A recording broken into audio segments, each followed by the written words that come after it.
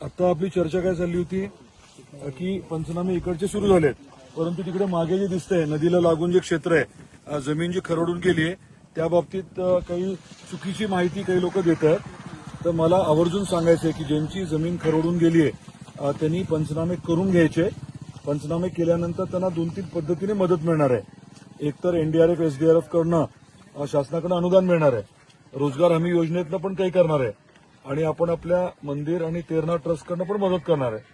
त्यामुळे धाराशिव जिल्ह्यातल्या सर्व शेतकऱ्यांना मला आवर्जून सांगायचंय की जर आपली जमीन खरडून गेली असेल तर कृपया आपण पंचनामे करूनच घ्या. कुठे अडचण आली तर संबंधित तहसीलदारांना बोला, त्याच्या उपर काही अडचण आली तर मला सांगा, परंतु बिलकुल पंचनामे करून घ्यायचे. ठीक आहे, स्पष्ट.